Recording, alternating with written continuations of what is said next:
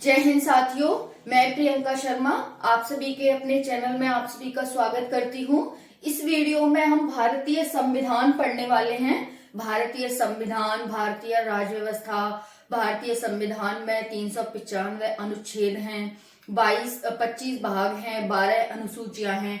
हम ये सारा कवर करेंगे। इसकी वीडियो डेली एक क्लास आएगी तो वो आप सभी को अच्छे से देखनी है और जो भी आपका डाउट रहता है उसे आप कमेंट सेशन में पूछ सकते हैं। बहुत ही सरल भाषा में हम समझेंगे, ये आप यहाँ पर देख सकते हैं। आज हम स्टार्ट करेंगे, यानी कि पहले दो दिन हम क्या करेंगे, संविधान की पूरी एक तरह से नींव बनाएंगे कि संविधान निर्माण कैसे हुआ था। उसके लिए आज की क्लास और कल की क्लास होगी। फिर उसके बाद हम आर्टिकल मतलब भाग 1 में 4 आर्टिकल है, इस तरह से फिर हम स्टार्ट कर देंगे। तो आज हम देखेंगे कि संविधान की नींव कैसे रखी गई थी, कैसे हमारा संविधान बनाया गया था।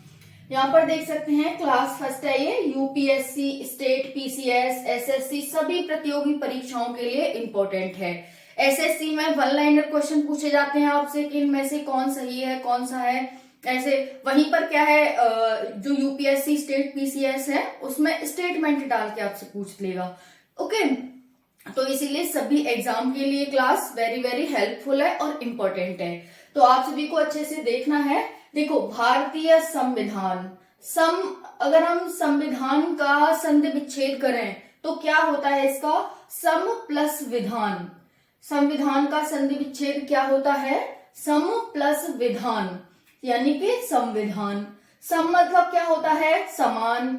विधान मतलब कानून, यानी कि ऐसा कानून जो सभी के लिए समान हो उसे ही हम संविधान कहते हैं।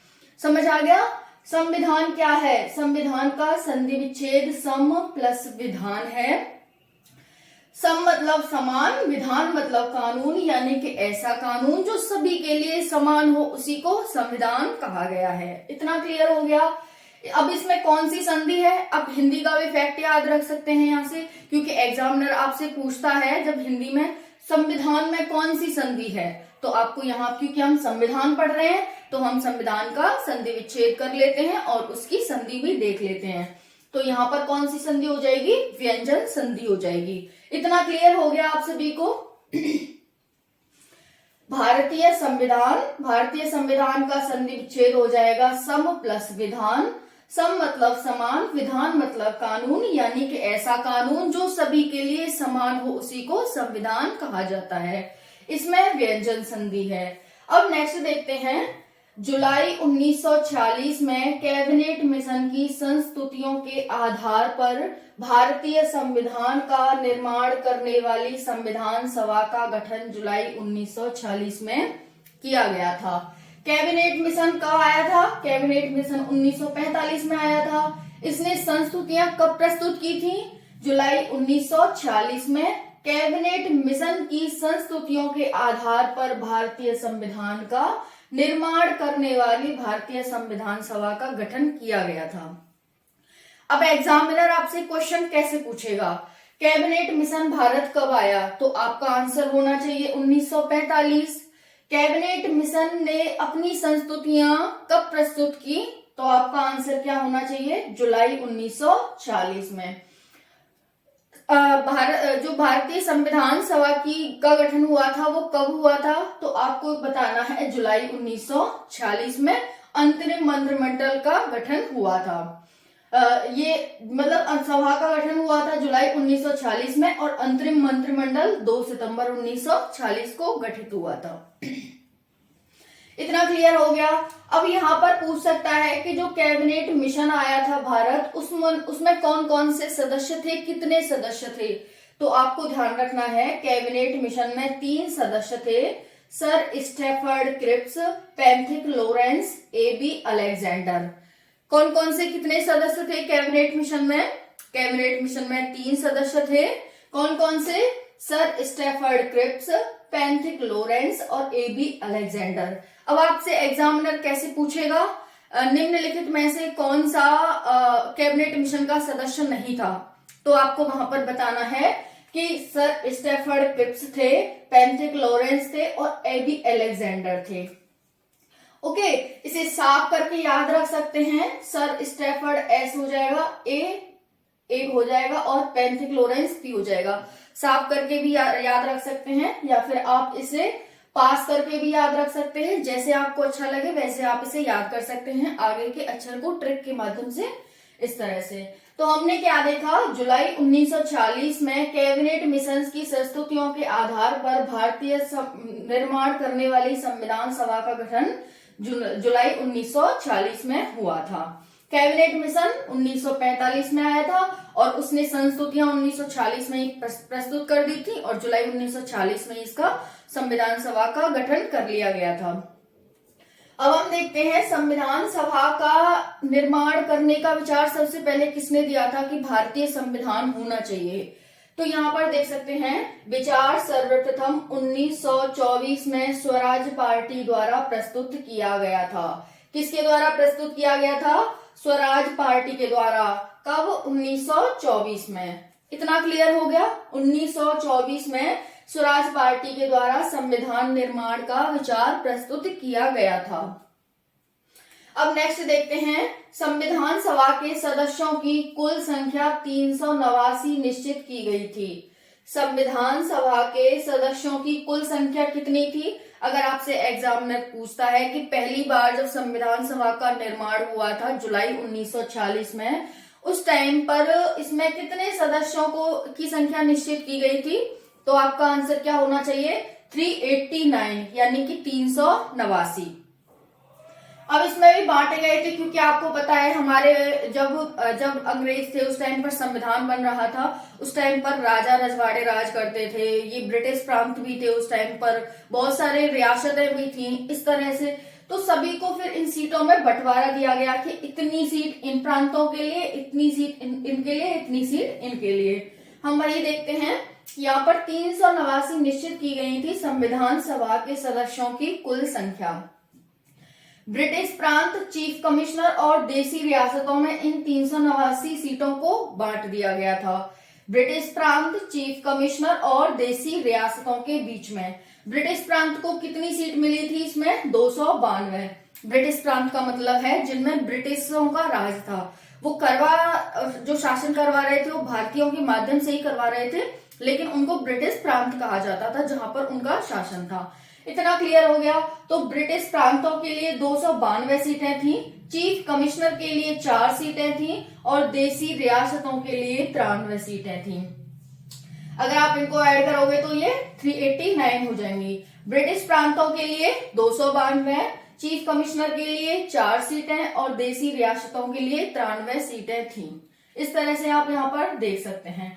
यहाँ पर प्रांतों के लिए कितनी थी? अगर हम ये प्रांत थे और ये देसी रियासतें थी तो प्रांतों को मिलाकर के 296 हो जाएंगी।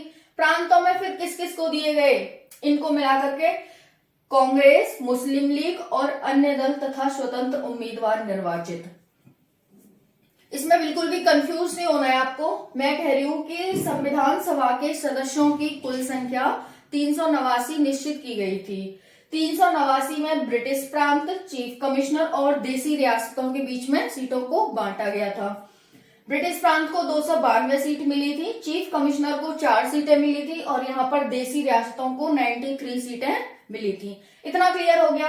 अब क्योंकि मैंने अभी बताया कि जो ब्रिटिश प्रांत थे वो करवा, तो यहाँ पर जो शासन करवा रहे थे भारतीयों के माध्यम से ही करवा रहे थे, तो उसमें कांग्रेस थी, मुस्लिम लीग थी और अन्य दल थे। तो इसीलिए ब्रिटिश प्रांत और चीफ कमिश्नर मिलकर 296 सीट हो रही हैं।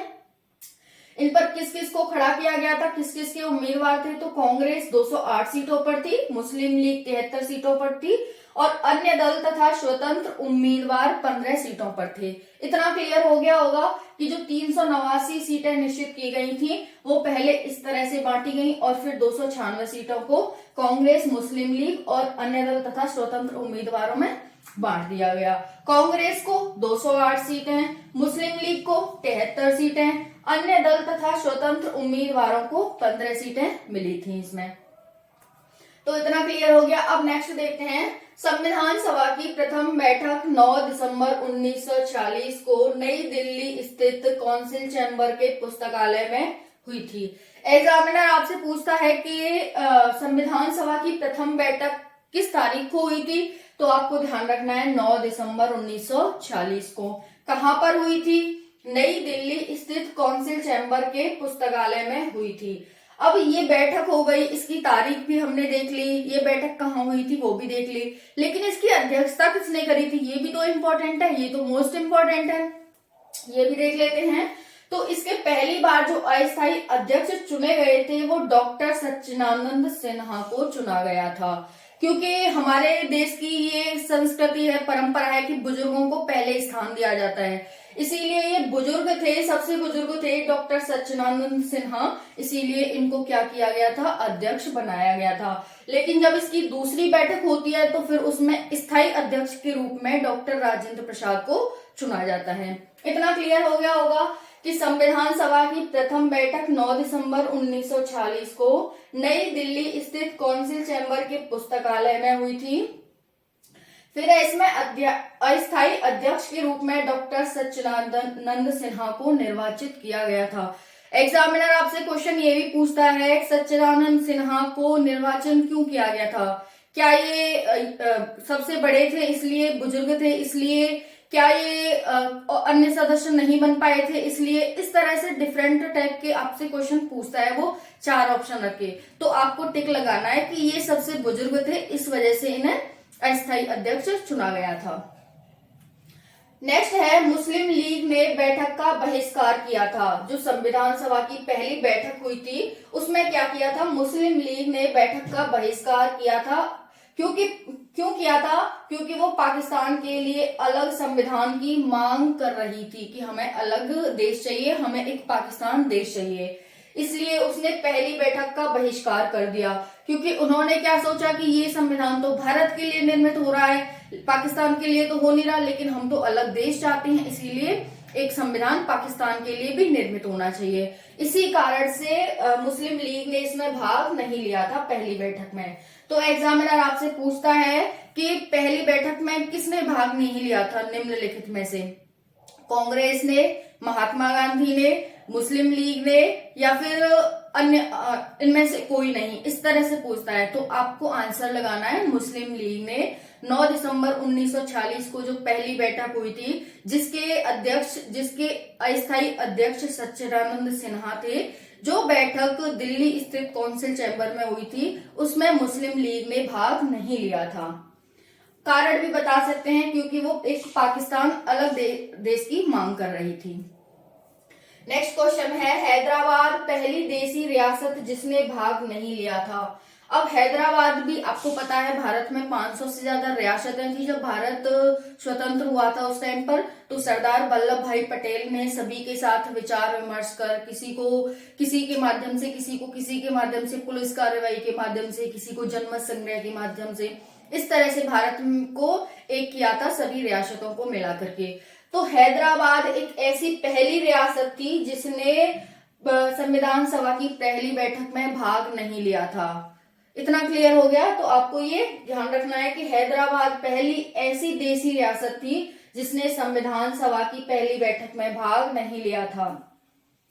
इतना क्लियर हो गया? अब यहाँ पर देख लेते हैं जो अंतरिम मंत्रिमंडल 2 सितंबर 1946 को गठित हुआ था, उसमें कौन कौन से सदस्य, किस किस को कौन कौन सा मंत्रालय दिया गया था। क्योंकि आप सभी को एग्जाम में पूछा जाता है कि अंतरिम मंत्रिमंडल में से कौन इसमें शामिल नहीं था, कौन इसमें सम्मिलित नहीं था, इस तरह से पूछे जाते हैं। बहुत क्वेश्चन आ चुके हैं ऑलरेडी, तो इसीलिए इंपॉर्टेंट हो जाता है सभी एग्जाम के लिए। तो हम देखते हैं जो अंतरिम मंत्रिमंडल 2 सितंबर 1946 को गठित हुई थी, उसमें कौन से मंत्री थे और उन्हें कौन कौन सा विभाग दिया गया था। पहला है जवाहरलाल नेहरू को कार्यकारी परिषद के उपाध्यक्ष, विदेशी मामले तथा राष्ट्रमंडल का विभाग दिया गया था। तो यहाँ पर जवाहरलाल नेहरू को कौन सा विभाग दिया गया था? कार्यकारी परिषद के उपाध्यक्ष थे, विदेशी मामले तथा राष्ट्रमंडल का विभाग इन्हें दिया गया था। इतना क्लियर हो गया? अब नेक्स्ट देखते हैं सरदार वल्लभ भाई पटेल को कौन सा विभाग दिया गया था अंतरिम मंत्रिमंडल में। गृह सूचना प्रसारण मंत्रालय सरदार वल्लभ भाई पटेल जी को दिया गया था। गृह सूचना और प्रसारण मंत्रालय, गृह सूचना और प्रसारण मंत्रालय। तो एग्जामिनर अगर आपसे पूछता है कि सरदार वल्लभ भाई पटेल को कौन सा मंत्रालय मिला था जो अंतरिम मंत्रिमंडल गठित हुआ था, तो आपको बता देना है गृह सूचना और प्रसारण मंत्रालय। क्योंकि देखो इन्होंने सभी रियासतों को एक किया था। तो गृह क्या होता है, जैसे गृह मंत्री आज का हो गया, वो क्या करता है, जो भी देश के कार्य होते हैं किसी भी राज्य को मिलाना, इस तरह से जितने भी कार्य होते हैं, तो उस तरह से गृह हो गया एक तरह से भारत हमारा। तो सरदार वल्लभ भाई पटेल ने सभी रियासतों को किया था, इसीलिए आप ट्रिक से याद कर सकते हैं कि सरदार वल्लभ भाई पटेल को कौन सा मंत्रालय मिला था, गृह सूचना और प्रसारण मंत्रालय। इतना क्लियर हो गया। नेक्स्ट है बलदेव सिंह को कौन सा मंत्रालय मिला था। बलदेव सिंह, इनको रक्षा, क्योंकि ये बलशाली थे तो इसीलिए इन्हें रक्षा का मंत्रालय दे दिया गया था। तो बलदेव सिंह को रक्षा मंत्रालय। नेक्स्ट है जॉन मथाई। जॉन मथाई कि कौन सा मंत्रालय मिला था इन्हें, उद्योग तथा आपूर्ति मंत्रालय। उद्योग तथा आपूर्ति मंत्रालय। अब जॉन क्या कर रहे हैं, मथाई कर रहे हैं, जैसे मथना होता है ना, वो कर रहे हैं। कहां पर, उद्योग और आपूर्ति मंत्रालय में। आपूर्ति करने के लिए उद्योगों में मथाई कर रहे हैं। इस तरह से आप इसे याद रख सकते हैं। तो जॉन मथाई को कौन सा मंत्रालय मिला था, उद्योग तथा आपूर्ति मंत्रालय। नेक्स्ट देखते हैं सी राजगोपालाचारी को शिक्षा मंत्रालय। क्योंकि ये राजगोपालाचारी थे, आचार विचार अच्छे अच्छे सुविचार देते थे, इसीलिए इन्हें क्या मिल गया, शिक्षा मंत्रालय मिल गया। तो सी राजगोपालाचारी को कौन सा मंत्रालय मिला, शिक्षा मंत्रालय। नेक्स्ट है C H Bhabha. C H Bhabha को कौन सा मंत्रालय मिला, कार्य खान और बंदरगाह मंत्रालय। कार्य खान और बंदरगाह मंत्रालय किसको मिला था, सी एच भाभा जी को, कार्य खान और बंदरगाह मंत्रालय। अब नेक्स्ट देखते हैं राजेंद्र प्रसाद को कौन सा मंत्रालय मिला था। राजेंद्र प्रसाद को खान एवं कृषि मंत्रालय मिला था। प्रसाद क्या करोगे, खाओगे, तो इसीलिए खान एवं कृषि। और प्रसाद किससे बनेगा, कृषि से ही तो बनेगा, जो कृषि प्रोडक्ट होते हैं, जो हमारे एग्रीकल्चर प्रोडक्ट होते हैं, उनसे ही तो बनेगा। तो इसीलिए राजेंद्र प्रसाद को खान एवं कृषि मंत्रालय। कृषि से बने प्रोडक्ट का आप प्रसाद खाओगे। इतना ध्यान क्लियर हो गया। अब नेक्स्ट देखते हैं आसफ अली को कौन सा मंत्रालय मिला था। तो इनको मिला था रेलवे मंत्रालय। आसफ अली को कौन सा मंत्रालय मिला था, आपका आंसर होना चाहिए रेलवे मंत्रालय। इतना क्लियर हो गया। नेक्स्ट है जगजीवन राम को कौन सा मंत्रालय मिला था। तो इनको मिला था श्रम मंत्रालय। ये जग में अपने जीवन में के जग में क्या कर रहे हैं, श्रम कर रहे हैं। तो राम तो बहुत ही श्रम करते थे, देखा था आपने, राजा होकर भी वो वनों में गए थे, तो काफी उन्होंने श्रम किया था। तो जग जीवन राम श्रम मंत्रालय। इतना सब क्लियर हो गया होगा आपको। अब एक बार देख लेते हैं रिवीजन टाइप में। जवाहरलाल नेहरू को कार्यकारी परिषद के उपाध्यक्ष, विदेशी मामले तथा राष्ट्रमंडल। वल्लभ भाई पटेल को गृह सूचना प्रसारण, क्योंकि ये क्या थे, वल्लभ भाई पटेल ने रियासतों को किया था, इसीलिए इन्हें गृह सूचना मंत्रालय। फिर है बलदेव बलशाली थे, तो इन्हें रक्षा मंत्रालय दे दिया गया। जॉन मथाई को उद्योग और आपूर्ति, क्योंकि मत करके किसकी, उद्योगों में आपूर्ति करेंगे, इसलिए इनको ये दे दिया गया। नेक्स्ट है सी राजगोपालाचारी, क्योंकि ये गोपालाचारी हैं और अच्छे अच्छे विचार देंगे, आदान प्रदान करेंगे, इसीलिए शिक्षा मंत्रालय। सी एच भाभा को कार्य खान और बंदरगाह मंत्रालय। सी एच भाभा को कार्य खान और बंदरगाह मंत्रालय। इसका कोई ट्रिक नहीं है, आप ऐसे देख सकते हैं, या फिर कोई ट्रिक आप बना सकते हैं तो बना करके इसे याद कर सकते हैं। राजेंद्र प्रसाद, जब कृषि के बने प्रोडक्टों का प्रसाद बांटकर आप खाओगे, तो वो हो गया राजेंद्र प्रसाद खान एवं कृषि मंत्रालय। आसफ अली रेलवे मंत्रालय। जगजीवन राम श्रम मंत्रालय। अब इसमें मुस्लिम लीग के भी कुछ सदस्य थे। अब इसमें मुस्लिम लीग के सदस्य देखते हैं कौन कौन से थे। देखो ये पहली बैठक हुई थी, कंफ्यूज नहीं होना है, ये पहली बैठक हुई थी 9 दिसंबर 1946 को। इसमें मुस्लिम लीग ने भाग नहीं लिया था, लेकिन अंतरिम मंत्रिमंडल जो 2 सितंबर 1946 को गठित हुआ था, उसमें मुस्लिम लीग के सदस्य थे। तो आपको कंफ्यूज नहीं होना है। मुस्लिम लीग ने पहली बैठक में जो संविधान सभा की हुई थी उसमें भाग नहीं लिया था, लेकिन अंतरिम मंत्रिमंडल में उसके सदस्य इसमें निर्वाचित हुए थे, यानी कि भाग लिया था। कौन कौन थे देख लेते हैं। 5 सदस्य थे मुस्लिम लीग के। 26 अक्टूबर को, यानी देखो ये 2 सितंबर 1946 को गठित हो गई थी, लेकिन कितने दिन बाद यहाँ पर ये ऐड होती है, 26 अक्टूबर 1946 को। यानी कि इसे जैसे गोलमेज सम्मेलन नहीं होते हुए थे, तो उसमें महात्मा गांधी को ले जाया गया था कि भाई महात्मा गांधी आप चलो। कांग्रेस ने तो लिए थे, लेकिन जो महात्मा गांधी थे उन्हें दूसरे में ले जाया गया, फिर तीसरे में नहीं गए वो। तो इसी तरह से इन्हें भी खींचा गया था कि भाई भाग लो। तो वैसे ही 26 अक्टूबर 1946 में आकर के ये इसमें ऐड हुए थे। 5 सदस्य थे। लियाकत अली खां, जिनको वित्त मंत्रालय दिया गया था। आई चुंदरीकर को वाणिज्य मंत्रालय दिया गया था। अब्दुल रब नस्तर को संचार मंत्रालय दिया गया था। जागेंद्र नाथ मंडल को विधि मंत्रालय दिया गया था और गजानंतर अली को स्वास्थ्य मंत्रालय दिया गया था।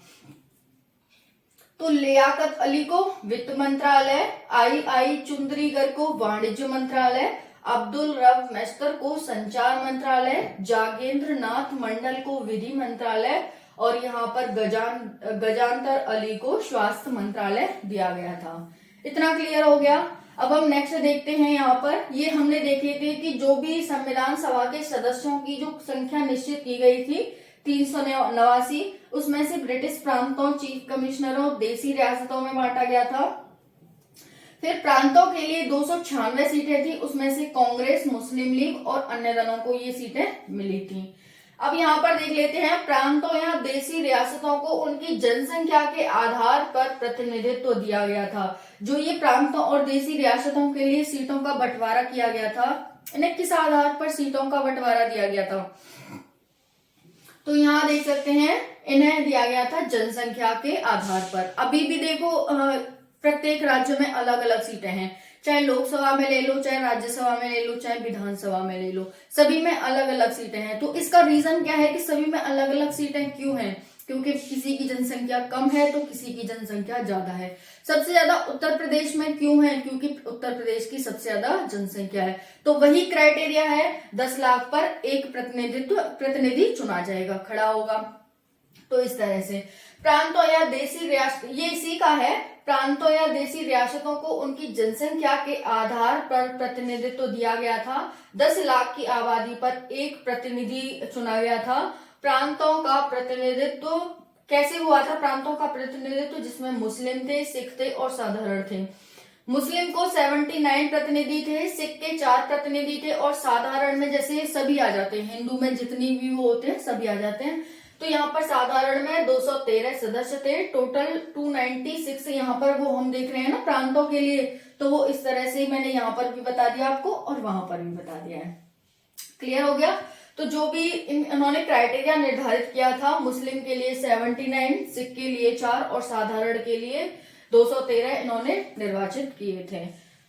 अब नेक्स्ट देखते हैं संविधान सभा की प्रमुख समितियां एवं उनके अध्यक्ष। संविधान सभा की समितियां ही बनी थी और यहां से भी क्वेश्चन आता है कि संविधान सभा की कौन सी समिति निम्नलिखित में से नहीं थी संविधान सभा में। तो क्वेश्चन आता है, इसीलिए इंपॉर्टेंट हो जाता है। तो हम यहाँ पर देखने वाले हैं, आपको अच्छे से देखना है। यहाँ पर संविधान सभा की प्रमुख समितियां देखते हैं। पहली है संचालन समिति। कितनी थी इसमें? 7 समितियां थी। पहली है संचालन समिति, जिसके अध्यक्ष डॉक्टर राजेंद्र प्रसाद थे। ये समितियां हैं और ये अध्यक्ष हैं। संचालन समिति राजेंद्र प्रसाद। संघीय संविधान समिति पंडित जवाहरलाल नेहरू। संघीय यानी कि पूरे, पहले ही प्रधानमंत्री भी बने थे, तो आपको ऐसे भी याद रखना है कि संघीय संविधान यानी कि पंडित जवाहरलाल नेहरू। प्रांतीय संविधान, प्रांतों को एक किसने किया था? सरदार वल्लभ भाई पटेल ने। तो इसीलिए प्रांतीय संविधान समिति के अध्यक्ष सरदार वल्लभ भाई पटेल जी थे। नेक्स्ट है संघ शक्ति समिति। संघ शक्ति, अब संघ की शक्ति, यहाँ पर देखो संघीय संविधान समिति, यहाँ पर संघीय शक्ति समिति। जब संघीय संविधान और संघीय शक्ति समिति दोनों के अध्यक्ष कौन थे? पंडित जवाहरलाल नेहरू।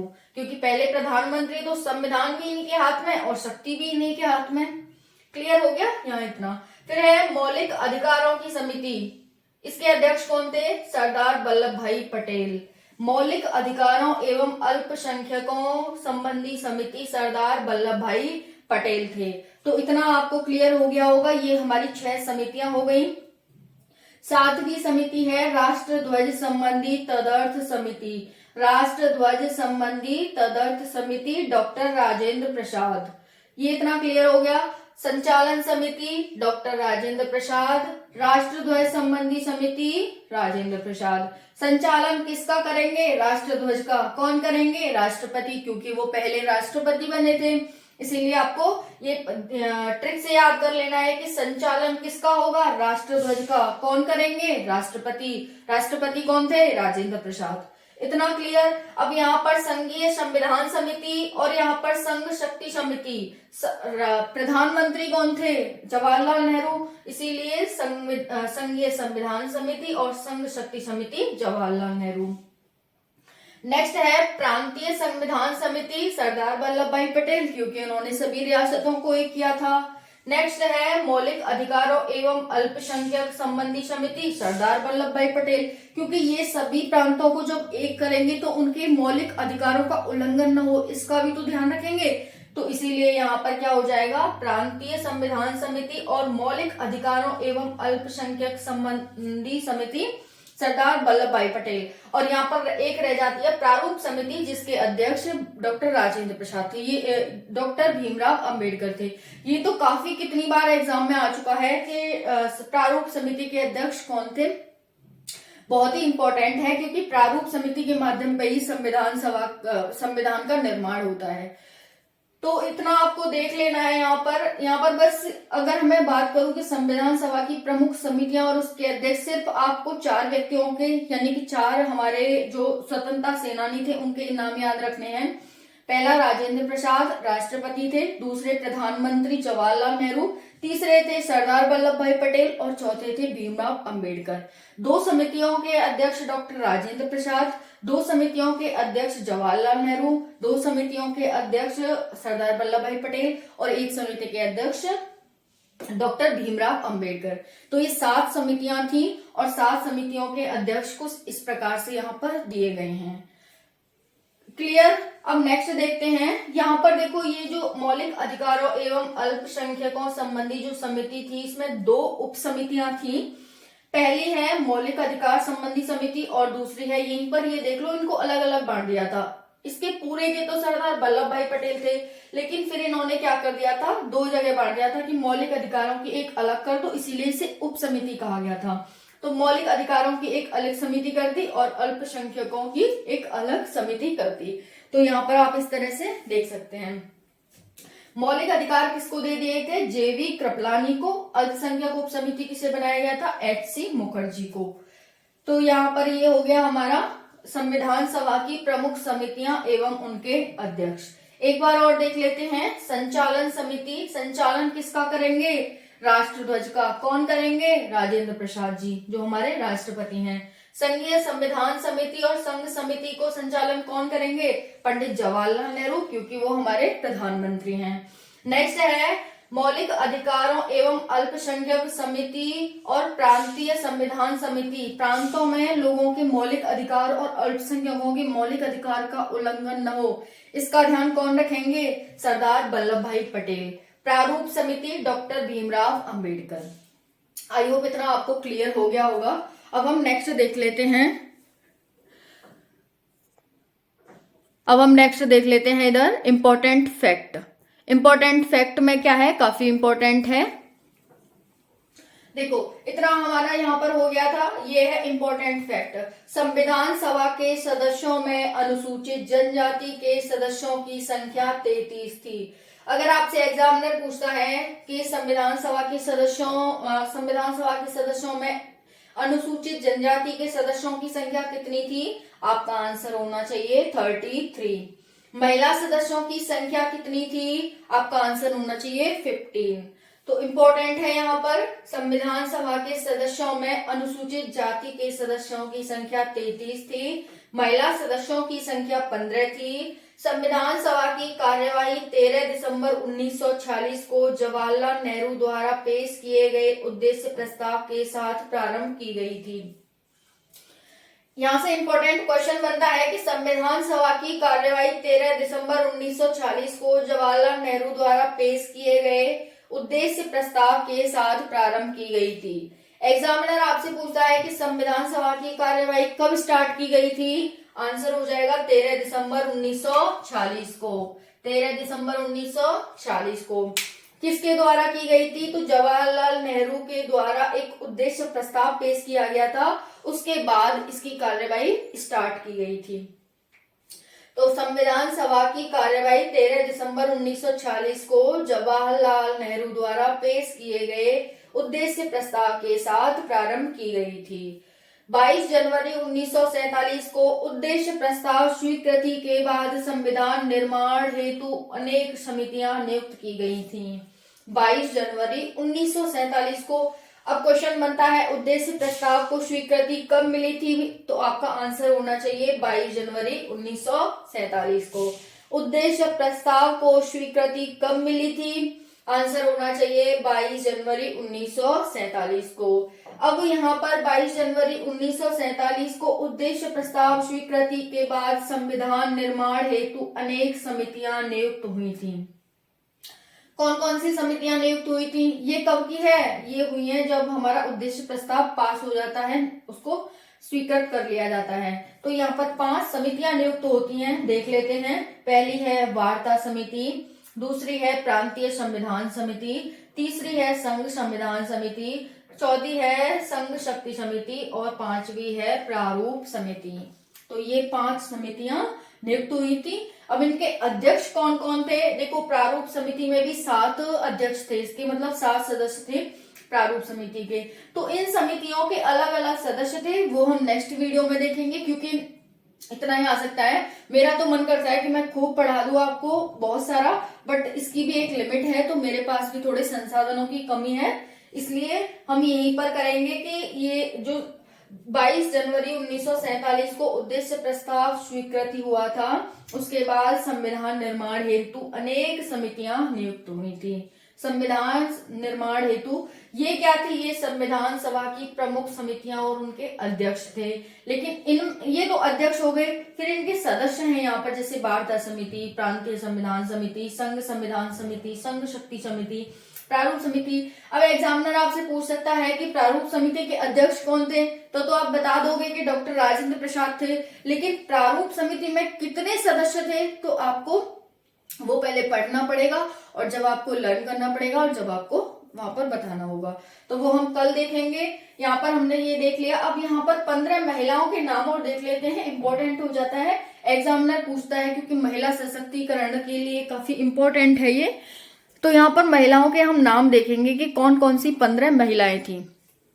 देखो, यहाँ पर हमने देखा था संविधान सभा के सदस्यों में अनुसूचित जनजाति के सदस्यों की संख्या 33 थी, महिला सदस्यों की संख्या 15 थी। कौन कौन 15 महिलाएं थी? जी दुर्गाबाई, यहाँ से स्टार्ट कर लेते हैं। जी दुर्गाबाई, चलो यहाँ से देखते हैं। सरोजनी नायडू पहली महिला, दूसरी राजकुमारी अमृत कौर, सुचेता कृपलानी, हंसा मेहता, कमला चौधरी, लीला रे, मालती चौधरी, पूर्णिमा बनर्जी, रेणुका राय, विजया लक्ष्मी पंडित, अम्मू स्वामीनाथन, एनी मैस्करीन, बेगम एजाज रसूल, दक्षयानी बेल्यादुन, जी दुर्गाबाई। तो यहाँ पर ये 15 महिलाएं थी। दोबारा रिपीट कर लेते हैं, क्योंकि रिपीटेशन से क्या होता है, हमारी जो परमानेंट मेमोरी होती है, वहां पर हमारी जो चीजें हम याद करते हैं वो शिफ्ट होती हैं और हम ज्यादा दिन तक उसे याद रख सकते हैं। इसीलिए एक और बार रिवीजन कर लेते हैं। महिला सदस्यों की संख्या, कहाँ पर महिला सदस्यों की संख्या? जो संविधान सभा में सदस्य थे उसमें महिलाएं भी थी, उसमें से 15 महिलाएं थी, क्योंकि पहली बार महिलाओं को थोड़ा अधिकार मिला था उन्हें एक ऐसी संविधान सभा में जो संविधान का निर्माण करने वाली है कि कोई देश कैसे चलेगा, उसके लिए क्या लॉ कानून होने चाहिए। तो काफी इंपॉर्टेंट इसीलिए हो जाता है। सरोजनी नायडू, राजकुमारी अमृत कौर, सुचेता कृपलानी, हंसा मेहता, कमला चौधरी, लीला रे, मालती चौधरी, पूर्णिमा बनर्जी, रेणुका राय, विजया लक्ष्मी पंडित, अम्मू स्वामीनाथन, एनी मैस्करीन, बेगम एजाज रसूल, दक्षयानी बेल्यादुन, जी दुर्गाबाई। तो यहाँ पर ये 15 महिलाएं थी। जिन्होंने संविधान निर्माण में भाग लिया था। तो एग्जामिनर आपसे पूछ सकता है कि संविधान निर्माण में भाग लेने वाली इन चारों में से कौन सी महिला नहीं है या कौन सी महिला है, तो आप टिक लगाने में आपको आसानी हो जाएगी। हम एक बार यहाँ पर ओवरव्यू देख लेते हैं क्या हमने पढ़ा है। हमने पढ़ा भारतीय संविधान क्या है। सम प्लस विधान, हमने इसका संधि विच्छेद किया। सम ऐसा कानून जो सभी के लिए समान हो, उसी को संविधान कहा जाता है। इसमें व्यंजन संधि है 1940 जुलाई 1940 में कैबिनेट मिशन की संस्तुतियों के आधार पर भारतीय संविधान का निर्माण करने वाली भारतीय संविधान सभा का गठन किया गया था। जुलाई 1940 में कैबिनेट मिशन कब आया था? 1945 में। तो हमने यही देखा कि 1945 में कैबिनेट मिशन आता है, जुलाई 1940 में उसके द्वारा संस्तुतियां प्रस्तुत की जाती हैं और जुलाई 1940 में ही क्या होता है, भारतीय संविधान सभा का निर्माण कर लिया जाता है। इतना क्लियर हो गया? तो यहाँ पर अभी आपको थोड़ा दिखा नहीं होगा, तो हम यहाँ दोबारा रिपीट कर लेते हैं। भारतीय संविधान सम प्लस विधान, ऐसा कानून जो सभी के लिए समान हो, इसमें व्यंजन संधि है। जुलाई 1940 में कैबिनेट मिशन की संस्तुतियों के आधार पर भारतीय संविधान का निर्माण करने वाली संविधान सभा का गठन जुलाई 1940 में होता है। अब यहाँ से क्वेश्चन देखते हैं, कैबिनेट मिशन भारत कब आया था? 1945 में। इसने अपनी संस्तुतियां कब प्रस्तुत की थी? जुलाई 1940 में। संविधान सभा का गठन कब हुआ था? जुलाई 1940 में। अंतरिम मंत्रिमंडल का गठन कब हुआ था? 2 सितंबर 1940 को। अंतरिम मंत्रिमंडल में कितने सदस्य थे? तो टोटल 9 और 5 14 सदस्य थे। 9 इसमें साधारण थे और इसमें बाकी 5 मुस्लिम लीग के थे। फिर नेक्स्ट देख सकते हैं, किसके विचार पर संविधान सभा का निर्माण किया गया था? सबसे पहले स्वराज पार्टी के द्वारा 1924 में इसका प्रस्ताव, इसका विचार प्रस्तुत किया गया था कि हमारे लिए एक संविधान होना चाहिए जिसके माध्यम से हम अपने देश की दशा निर्धारित कर सकें। संविधान सभा के सदस्यों की कुल संख्या 389 निश्चित की गई थी। पहले उसे ब्रिटिश प्रांत, चीफ कमिश्नर और देसी रियासतों में बांटा गया, 292, 4 और 93। फिर प्रांतों के लिए, यानी कि इन दोनों को मिलाकर के इन्हें प्रांत कहा गया, और 296 सीटों को फिर मुस्लिम लीग में, कांग्रेस में, मुस्लिम लीग में और अन्य दलों में बांट दिया गया।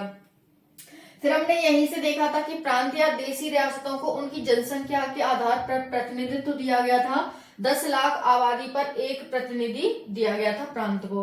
तो मुस्लिम को 79 एक प्रांत में, सिख 4 और साधारण 213, इस तरह से 296 जो प्रतिनिधि थे उनको बांटा गया था। यहाँ पर भी देख सकते हैं 296, और इसी को मैंने वहां पर डिफाइन कर दिया अलग अलग कि मुस्लिम को इतने मिले थे, सिख को इतने मिले थे, साधारण को इतने मिले थे।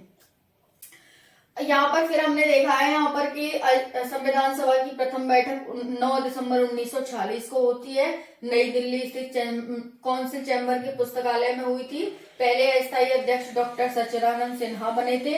क्यों बने थे? क्योंकि ये बुजुर्ग व्यक्ति थे, इस वजह से 9 दिसंबर 1940 को ही बने थे। मुस्लिम लीग ने बैठक का बहिष्कार कर दिया था क्योंकि वो अलग एक पाकिस्तान देश की मांग कर रही थी।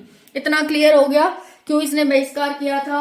नेक्स्ट है हैदराबाद पहली देसी रियासत जिसने भाग नहीं लिया था।